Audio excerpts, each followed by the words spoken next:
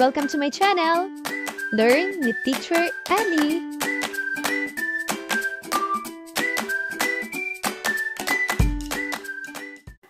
EPP, ICT, Grade 4, Quarter 1, Week 6. Mga kasanayang pampagkatuto.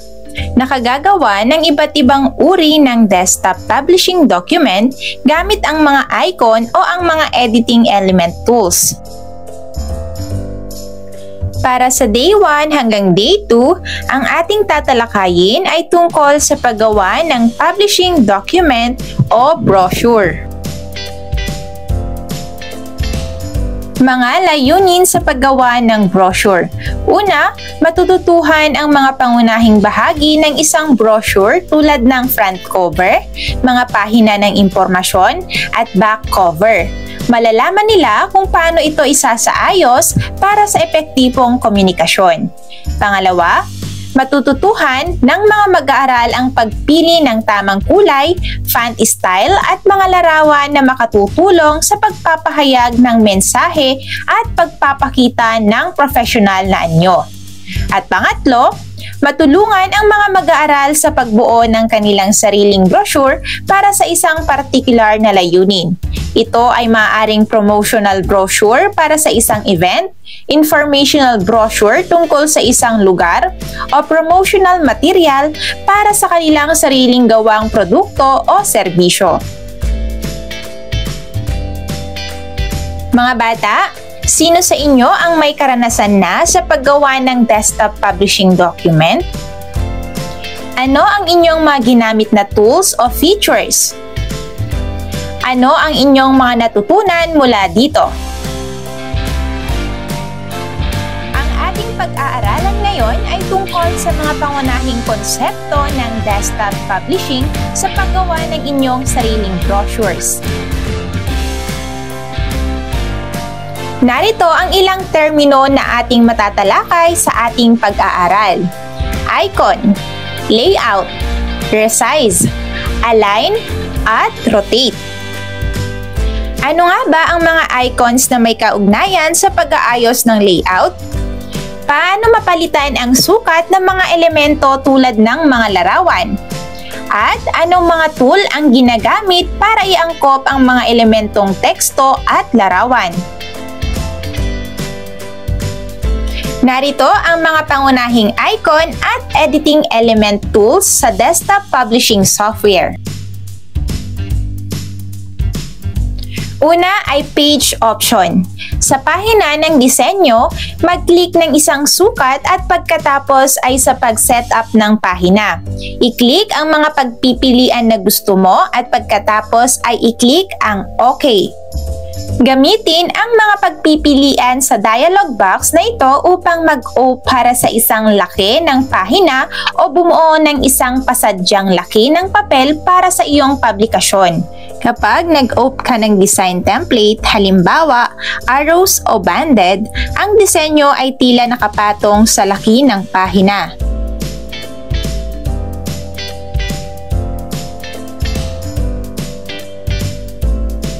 Susunod ay ang drawing aids.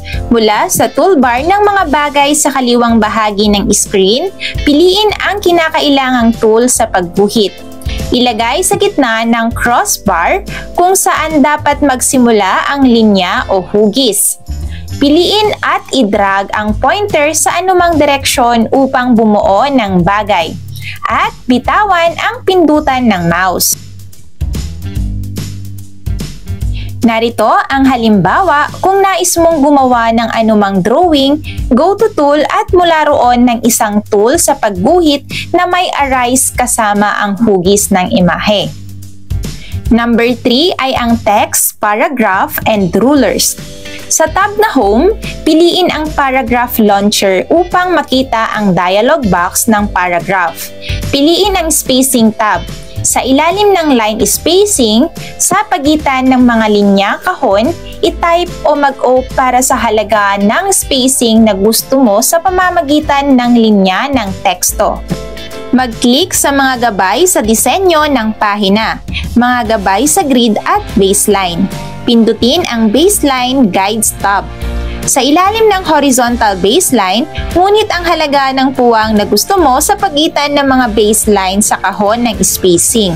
Para makita ang mga gabay sa baseline sa iyong publikasyon, i-click ang view at pagkatapos ay mag-off para sa baselines. Halimbawa, tulad ng ipinapakita sa ibaba ng workspace ay ang pagkakaroon ng mga side rulers para sa pagiging perpekto at ang talata ay maaaring ipakita ng maayos sa pamamagitan ng mga pagpipilian sa pagpapasadya na magagamit para dito. Number 4, ang tables. Dito, maaari kang mag-click sa toolbar sa Insert at Off Table. Mula doon, gagawa ka ng isang talahanayan. Halimbawa, kung nais mong itago ang data sa isang form ng listahan pagkatapos ay isang sistematikong pag-aayos, ay tapos na sa tulong ng talahanayan. Panglima ay ang Adding Pictures. Mag-click, ipasok ang larawan mula sa file. Sa kahon ng dialog na isingit ang larawan, mag-browse upang hanapin ang larawan na gusto mo at pagkatapos ay piliin ito. At i-click ang arrow sa tabi ng ipasok at pagkatapos ay i-click ang link to file. Halimbawa, tulad ng nakikita mo sa larawan sa itaas, ang 1 ay nagpapakita ng pagpipilian sa pagsingit mula sa kung saan maaari kang magdagdag ng mga imahe at mula sa 2, maaari mong makita ang mga larawan na naka-imbak sa mga dokumento at mga online na larawan, maaari mong kunin ang imahe mula sa internet. Mag-off para sa isa sa mga bagay na gusto mong pamahalaan.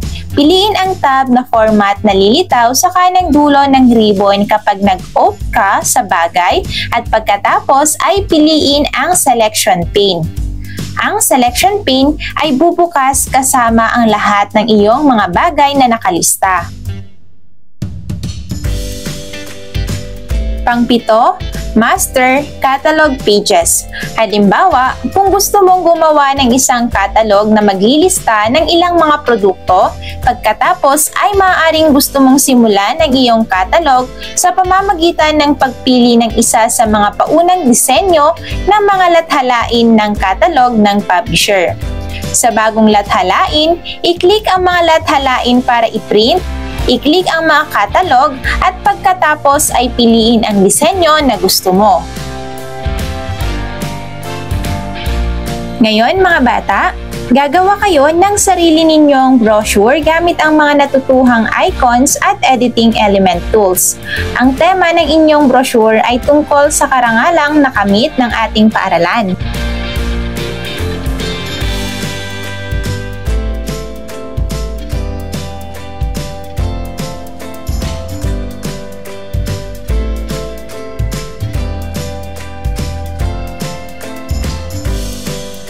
Isulat ang T kung tama ang pahayag at M naman kung hindi.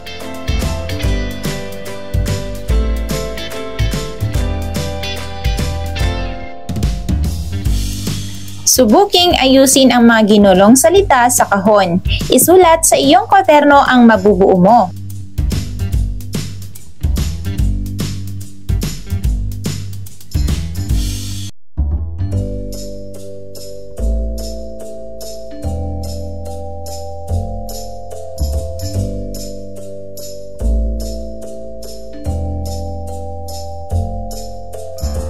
Paano nga ba nakatulong ang ating aralin sa iyong pang-araw-araw na gawain?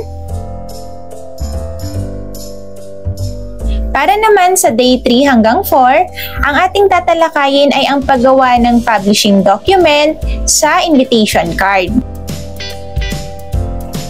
Mga layunin sa paggawa ng invitation card. Una, matututuhan ang mga pangunahing bahagi ng isang invitation card tulad ng front cover, mga pahina ng impormasyon, at back cover. Malalaman nila kung paano isaayos para epektibong komunikasyon. Pangalawa, matututuhan ng mga mag-aaral ang pagpili ng tamang kulay, font style at mga larawan na makatutulong sa pagpapahayag ng mensahe at pagpapakita ng professional na anyo. At pangatlo, matulungan ang mga mag-aaral sa pagbuo ng kanilang sariling invitation card para sa isang particular na layunin. Ito ay maaaring advertisement para sa isang event, tungkol sa isang lugar, o promotional material para sa kanilang sariling gawang produkto o serbisyo.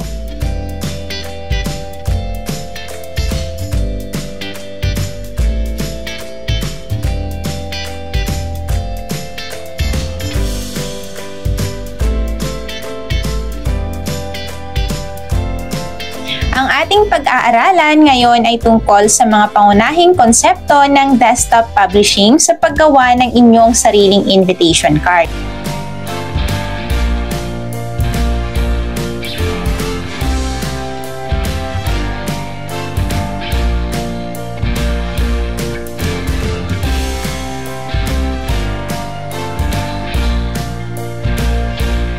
Ilalagay ko na lamang sa ating description box ang bidyong papanoorin nyo tungkol sa paggawa ng invitation card. Pagkatapos mapanood ang video, kayo naman ay gagawa ng sarili ninyong invitation gamit ang mga natutuhang icons at editing element tools. Ang invitation card ay para sa kaarawan ng isa sa inyong mahal sa buhay o kahit sinong taong malapit sa inyo.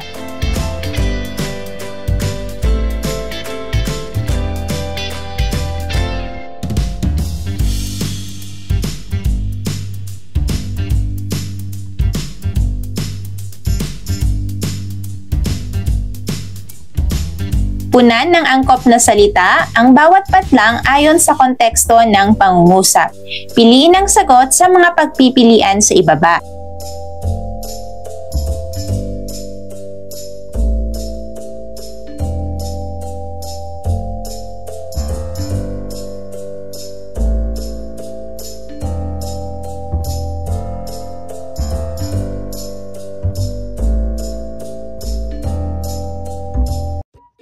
Thank you for watching! Also, don't forget to like, share, subscribe, and click the notification bell for you to be updated on our latest videos. See you on our next lesson. Goodbye!